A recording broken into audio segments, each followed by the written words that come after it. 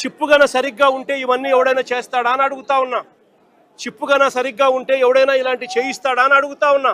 నిజంగా వీళ్ళకి చిప్పు సరిగ్గా లేదు కాబట్టి ఇవన్నీ చేయిస్తా ఉన్నారు.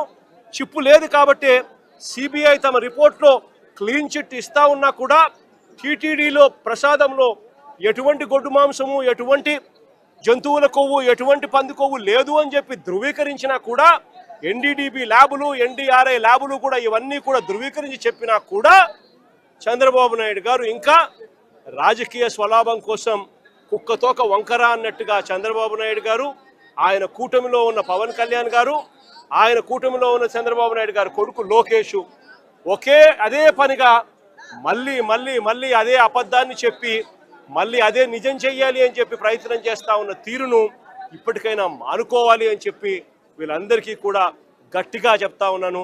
దేవుడు గట్టిగా వీళ్ళందరికీ కూడా బుద్ధి జ్ఞానం ఇవ్వాలని కూడా దేవుణ్ణి కూడా కోరుతా ఉన్నాను. అంటే ఎలా నిజంగా ఒక్కొక్కసారి అప్పుడే ఈ నవ్వు ఆనందంతో వచ్చే నవ్వు కాదు, బాధతో వచ్చే నవ్వు. అంటే ఎంత కాన్ఫిడెంట్గా మాట్లాడతాడండి అబద్ధాలు కూడా. నన్ను శాలువాల కప్పడం పోయి, నాకు దండలు వేయడం పోయి, నన్ను తిట్టరా, రోడ్డు మీదకి వచ్చి మాట్లాడమనండి. ఇప్పుడు నేను మళ్ళీ అడుగుతున్నా, క్వశ్చన్స్ అడుగుతున్నా. నేను నీ దగ్గర ఏ రిపోర్ట్ ఆధారంగా అందులో కల్తీ జరగలేదని చూపించి ఒక్క రిపోర్ట్ చూపించమనండి. నేను 4 రిపోర్టులు చూపిస్తాను. నేను కల్తీ జరిగింది అని, జంతుకు ఉంది అని ఒక్కడు చూపించమనండి. లేదు అని చెప్పడానికి ఎందుకు నోటి మాటతో? మళ్ళా తిరిగి దీన్ని డైవర్ట్ చేయటానికి వీళ్ళేమో పరామర్శలు అని చెప్పి ప్రదర్శనలు చేస్తున్నారు. దానికి కూడా ఒక అప్పీల్ చేయాలండి మీ అందరికీ కూడా, ప్రజలకు అందరికీ కూడా. ఇప్పుడు ఏంటంటే, ఇప్పుడు నేను నిన్న కూడా మాట్లాడాను, ప్రజలు రాజకీయాలు ఉంటాయి, రాజకీయాలు అన్నీ అందరూ చేస్తుంటారు. కానీ ఎవరు రాజకీయం చేసినా, ఎవడు రాజకీయంలోని అధికారంలోకి రావాలనుకున్నా ప్రజా సంక్షేమం గురించి, ప్రజల అభివృద్ధి గురించి, ప్రజల తాలూకా భద్రత గురించి, ప్రజాక్షేమం గురించి, ఇదైతే అల్టిమేట్, అంతే కదా. కానీ ఈరోజు అదే ప్రజల్ని ఇబ్బంది పెడుతూ 20 కిలోమీటర్ల ప్రయాణానికి 7 గంటలు 8 గంటలు తీసుకుంటూ ట్రాఫిక్ అబ్స్ట్రక్ట్ చేస్తూ ప్రజల్ని ఇబ్బందులు పెడుతూ క్లియర్గా ఉన్నా కూడా కావాలని నెమ్మదిగా వెళ్తూ 2 కిలోమీటర్లు 3 కిలోమీటర్లు కూడా 2 గంటలు 3 గంటలు చేస్తూ ఏమి సాధిద్దామని. అంటే ఇలాంటి తప్పులన్నీ చేసేయటం, ప్రజల మధ్యలోకి వెళ్తే మాకు ఇంత ప్రజా ఆదరణ ఉందని వాళ్ళ తాలూకా జనాలందరినీ చూపించుకోవటం చేసే ప్రయత్నం, అది కూడా అఫ్కోర్స్ బెడిసికొడుతుంది అనుకున్న తర్వాత విషయం. దీని మీద కూడా ఏం చేయాలని ఒక చర్చ అయితే సాగుతుంది.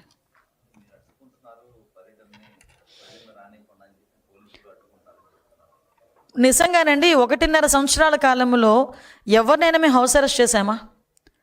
ఈవెన్ దో వాళ్ళు మమ్మల్ని పర్మిషన్ అడగకపోయినా, యాక్చువల్గా నేను ఒకటే చెప్తున్నా, యాజ్ ఎ హోమ్ మినిస్టర్ చెప్తున్నా, నువ్వు 5,000 మందితో కాదు 50,000 మందితో మీటింగ్ పెట్టుకుంటానని చెప్పండి. ఒక మాజీ ముఖ్యమంత్రికి ఏ బందోబస్తు ఇవ్వాలో బందోబస్తు ఇచ్చి మేము ప్రశాంతంగా పర్మిషన్స్ ఇచ్చి మేము పంపించుకుంటాం. మేమే కాదని చెప్పట్లేదే, మీకులాగా మేమేం మైకులు లాక్కోవట్లేదే, మీకులా మేమేమి నుంచున్న స్టూల్ లాక్కోవట్లేదే, మీకులా మేమేమి వేసిన స్టేజ్లు కూడా తీసేయట్లేదే, మీకులా మేమేమి ఇళ్లలోని కూర్చోబెట్టి హౌస్ అరెస్టులు చేయలేదే, మేమేమేను మీకు ప్రజాస్వామ్యబద్ధంగా మీకు వచ్చిన హక్కును మీరు వినియోగించుకోండి అని చెప్తున్నాం. వినియోగించుకుంటూనే ప్రజల్ని ఇబ్బంది పెట్టద్దు అని చెప్తున్నాం. మేము ప్రజలకు ఇబ్బంది కలిగే పరిస్థితి చేయొద్దు. ఈరోజు ఒక అత్యవసరంగా అంబులెన్స్లోని హాస్పిటల్కి వెళ్ళాల్సిన వాడు ఉంటాడండి.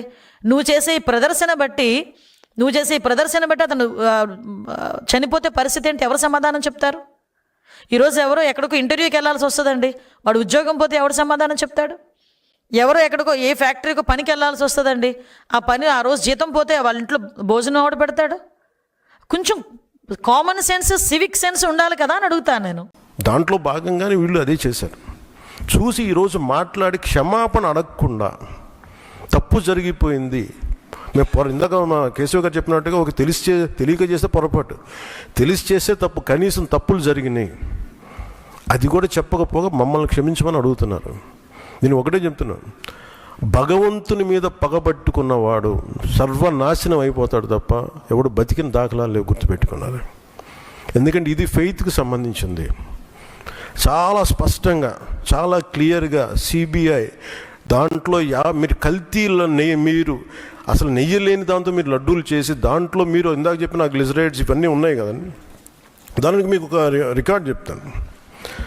2019 నుంచి 2025 వరకు మీకు కనీసం ఒక నువ్వుల నూనె 180 రూపాయల నుంచి 268 రూపాయలు ఉండేది కనీసం ఈ 26కి ఈ రోజుకి.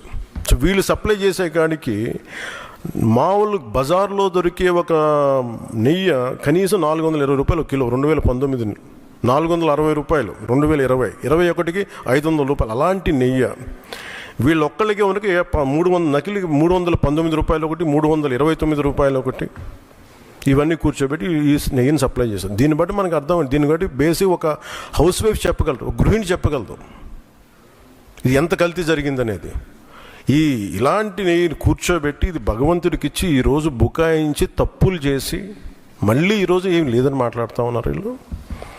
మీరు వివేకానంద రెడ్డి గారు పబ్లిక్గా మర్డర్ జరుగుతుంది, రోడ్డు మీదకి వెళ్ళి చిన్నపిల్లవాడికి తెలుస్తుంది అత్యంత హేయమైనగా చంపేశారని.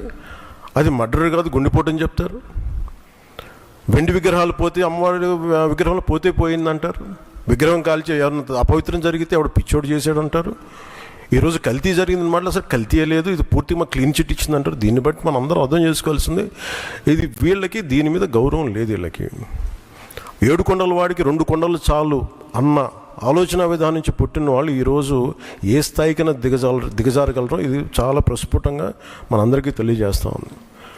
ఇది we are very clear about protecting the traditional Hindu values, dharmic values. We are very clear about it. మేము చాలా స్పష్టంగా ఉన్నాం. మేము ఇక్కడ కల్తీ జరిగింది అంటే వేరే మతాలను అనటం కానీ వేరే విశ్వాసాలను కించపరచడం కానీ ఎక్కడ లేదు. ఒక తప్పు జరిగింది, అడల్ట్రేషన్ జరిగింది. We are very clear about it. దీని వెనకడుగు వేసే లేవు. చాలా పొరపాట్లు జరిగినాయి. ఇది రిపీటెడ్ పొరపాట్లు కాస్త వీళ్ళని చూస్తే 2022లోనే వీళ్ళకి తెలియజేశారు. వీళ్ళకి ఇక్కడ కల్తీ జరిగింది 2022 రిపోర్ట్ ఇస్తే నేను క్యాబినెట్లో మాట్లాడుతూ ఉంటే దాన్ని తొక్కేశారు. దాని గురించి బయటికి తీసుకురాలా అంటే మీకు తెలిసే చేశారు. వీళ్ళని 2022లో మీకు కల్తీ జరిగిందని రిపోర్ట్ అప్పుడు వాళ్ళకి ల్యాబ్ టెస్ట్ వాళ్ళు పంపిస్తే అప్పుడున్న టీటీడీ చైర్మన్ కానీ వీళ్ళు కానీ వాళ్ళు 100% తొక్కి పెట్టేశారు. దాన్ని బయటికి తీసుకురాలా. Can you answer this? అంటే నువ్వు ఒక మతస్థుడు కావచ్చు, తప్పులేదు. వెంకటేశ్వర స్వామి దగ్గరికి రావడానికి ఎవరైనా సరే అన్య మతస్థులు నమ్మకం ఉందని సంతకం పెట్టాలి, డిక్లరేషన్ ఇవ్వాలి. నేను దర్శనం చేసుకోవచ్చు. ఎందుకు రాలేదు అంటే ఇప్పటి వరకు నువ్వు చేసిందంతా ఇవే కదా. వెంకటేశ్వర స్వామి నాకు ప్రాణభిక్ష పెడితే నాకు నమ్మకం లేదు, నువ్వు మాట్లాడతావా? అలాంటి మాటలు ఎవరైనా మాట్లాడితే మాట్లాడదని చెప్పండి. ఎక్కువ తక్కువ మాటలు చెప్పండి. అన్న లోకేష్ చెప్పాడు తోలు తీస్తాడని.